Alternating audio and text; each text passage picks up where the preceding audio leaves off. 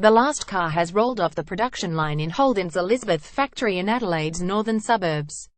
The red manual VFII Redline V8 Holden Commodore, which will be kept as a museum piece, came off the line shortly after 10:45 a.m. local time.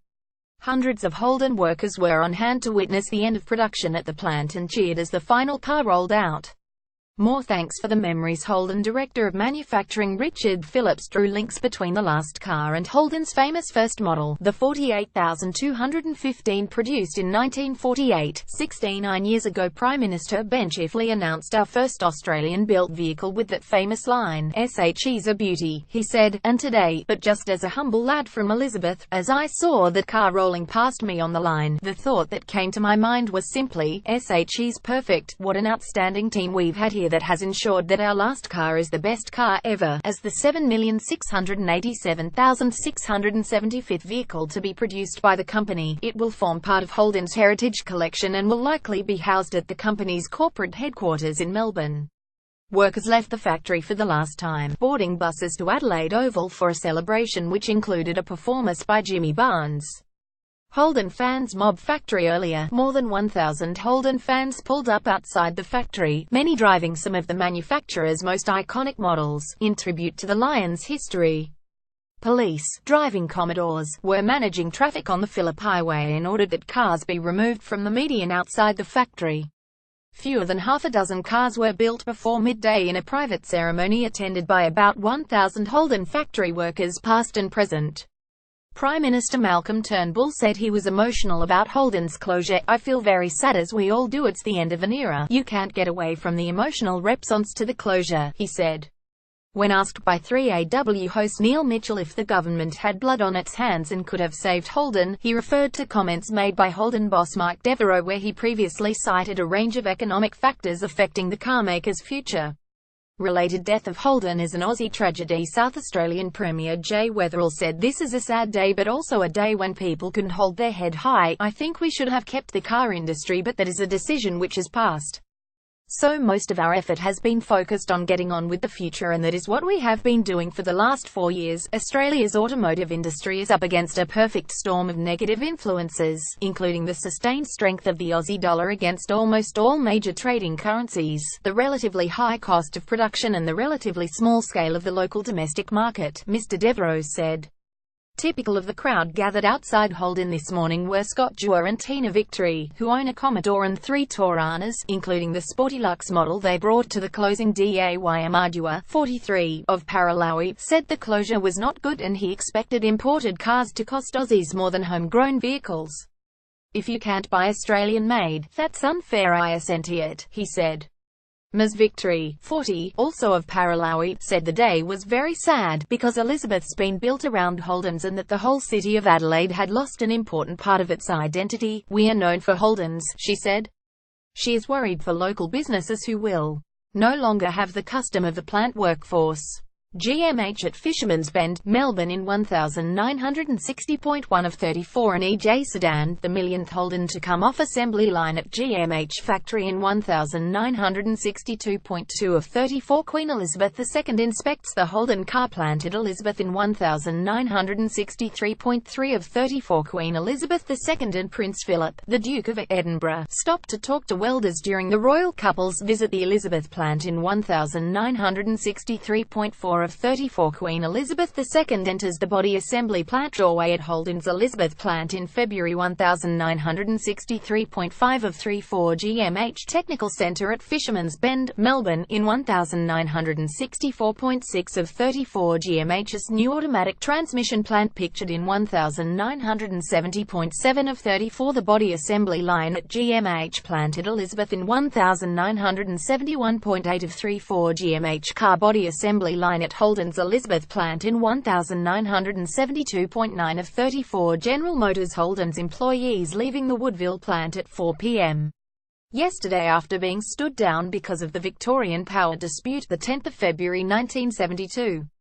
Pic by staff photographer SL10 of 34A union official addresses a meeting attended by more than 2,500 General Motors Holden workers at the Elizabeth plant, deciding on whether to accept the latest company offer on wages and improved conditions in 1,973.11 of 34. 1,000 workers were laid off from GMH's Elizabeth plant in October. 1,977.12 of 34A section of the Giant Apprentice Training Centre at Woodville in 1,977.13 of 34 sacked tool makers cooking a meal outside GMH's Elizabeth plant in 1,977.14 of 34 Holden Commodore ad from 1,978.15 of 341,978 Holden VB Commodore Sedan. 0.16 of 34 Three members of the Holden family and about 140 special guests celebrated the 50th anniversary of the merger of Holden's Motor Bodybuilders and General Motors Australia at the Adelaide Festival Centre in 1,981.17 of 34 Woodville High School students listening to the lesson promoting the cause of former GMH workers in 1,983.18 of 34 GMH Elizabeth worker John Camillo, now State Secretary at Australian Manufacturing Workers Union, pictured in 1,986.19 of 34 Miguel Brian Henning at Holden's Elizabeth plant in 1,988.20 of 34 A V8 Holden Commodore motorcar on the production line at Holden's Elizabeth plant in 1989.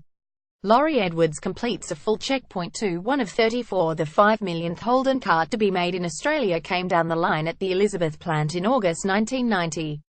Ron Hocking is pictured with a VN Calais .22 of 34 stockpile of cars at Holden's Elizabeth plant in 1,991.23 of 34 David, 21, stripping down a 1963 Holden A motorcar at the classic Holden workshop in 1,993.24 of 34 sheet metal being pressed into shape on the underbody shuttle line at Holden's Elizabeth plant in 1,995.25 of 34 A Commodore Berliner shell is spray rinsed before electroplating at Holden's car plant at Elizabeth in 1,995.26 of 34 employees leave Holden at a change of shift in December 2013. Picture Roy Vandervecht. 27 of 34 Holden worker Craig Oxenden with his son Riley, 6, at his home in Salisbury Downs after being told of the closure. 28 of 34 The final 2017 VF Commodore sedan was driven off the production line on Friday morning. Picture Randy Larkham. 29 of 34 The 2017 Holden Commodore on production line in Elizabeth. Photo Joshua Dowling. 30 of 34 The 2017 Holden Commodore on production line in Elizabeth. Photo Thomas Wielecki. 31 of 34 The 2017 Holden Commodore on production line in Elizabeth. Photo Joshua Dowling. 32 of 34 The 2017 Holden Commodore on production line in Elizabeth. Photo Joshua Dowling. 33 of 34 The 2017 Holden Commodore on production line in Elizabeth. Photo Joshua Dowling. 34 of 34 GMH at Fisherman's Bend, Melbourne in 1960. An EJ sedan, the millionth Holden to come off assembly line at GMH factory in 1962. Queen Elizabeth II inspects the Holden car plant at Elizabeth in 1963. Queen Elizabeth II and Prince Philip, the Duke of Edinburgh, stopped to talk to welders during the royal couple's visit the Elizabeth plant in 1963. Queen Elizabeth II enters the body assembly plant doorway at Holden's Elizabeth plant in February 1963. GMH Technical Centre at Fisherman's Bend, Melbourne, in 1964. GMH's new automatic transmission plant pictured in 1970. The body assembly line at GMH plant at Elizabeth in 1971. GMH car body assembly line at Holden's Elizabeth plant in 1972. General Motors Holden's employees leaving the Woodville plant at 4 p.m. yesterday after being stood down because of the Victorian power dispute. The 10th of February 1972. Pic by staff photographer SLA union official addresses a meeting attended by more than 2,500 General Motors Holden workers at the Elizabeth plant, deciding on whether to accept the latest company offer on wages and improved conditions. In 1973, 1,000 workers were laid off from GMH's Elizabeth plant in October 1977. A section of the Giant Apprentice Training Centre at Woodville in 1977, sacked tool makers cooking a meal outside GMH's Elizabeth plant in 1977. Holden Commodore ad from 1,978.1978 Holden VB Commodore sedan. Three members of the Holden family and about 140 special guests celebrated the 50th anniversary of the merger of Holden's Motor Bodybuilders and General Motors Australia at the Adelaide Festival Centre in 1981. Woodville High School students listening to the lesson promoting the cause of former GMH workers in 1983. GMH Elizabeth worker John Camillo, now State Secretary at Australian Manufacturing Workers Union, pictured in 1986. Miguel Brian Henning at Holden's Elizabeth plant in 1988. A V8 Holden Commodore motorcar on the production line at Holden's Elizabeth plant in 1989. Laurie Edwards completes a full check. The 5 millionth Holden car to be made in Australia came down the line at the Elizabeth plant in August 1990. Ron Hocking is pictured with a VN Calais stockpile of cars at Holden's Elizabeth plant in 1991. David, 21, stripping down a 1963 Holden A motor car at the classic Holden workshop in 1993. Sheet metal being pressed into shape on the underbody shuttle line at Holden's Elizabeth plant in 1995. A Commodore Berliner shell is spray rinsed before electroplating at Holden's car plant at Elizabeth in 1995. Employees leave Holden at a change of shift in December 2013. Picture Roy van der Vecht. Holden worker Craig Oxenden with his son Riley, 6, at his home in Salisbury Downs after being told of the closure. The final 2017 VF Commodore sedan was driven off the production line on Friday morning. Picture Randy Larcombe, 2017 Holden Commodore on production line in Elizabeth. Photo Joshua Dowling, 2017 Holden Commodore on production line in Elizabeth. Photo Thomas Wheelekith, 2017 Holden Commodore on production line in Elizabeth. Photo Joshua Dowling, 2017 Holden Commodore on production line in Elizabeth. Photo Joshua Dowling, 2017 Holden Commodore on production line in Elizabeth. Photo Joshua Dowling. The final examples of the Holden Commodore sedan, wagon and ute, and Caprice limousine, are expected to be kept by Holden as museum pieces. The last car, a red Commodore V8 sedan, will mark the end of Holden manufacturing, and an industry that represented approximately 50,000 jobs at more than 120 parts suppliers across Australia. Opinion. True cost of killing the Aussie car industry. Deputy Labor leader Anthony Albanese told the Today Show our thoughts are with the Holden workers today, and said it was a pity that the government through former Treasurer Joe Hockey told them to go. Turnbull Government Minister Christopher Pyne said this was not correct. Holden has begun the end of Australian vehicle manufacturing by announcing that 85% of its workers have successfully transitioned to new occupations, study or retirement. Holden said this morning that 75% of its workers had secured new jobs. HR Director Jamie Get-Good said that Holden and our former and current employees have been working hard together to help our people be job-ready for alternative positions once they finish with us. The company says its success at helping workers move on sets a new benchmark in the industry. End of an era for Holden. Holden began manufacturing cars in Port Melbourne in 1948, but the Elizabeth facility didn't open until 1958, initially building car bodies before becoming a vehicle assembly line in 1965. Holden factories at other sites in New South Wales, Queensland and Victoria followed before they too were shut. In the end, Holden will have built a total of 7.6 million cars, including more than 2.3 million Commodores, not including exports, versus Ford's tally of 5.9 million vehicles and Toyota's total of 3.4 million.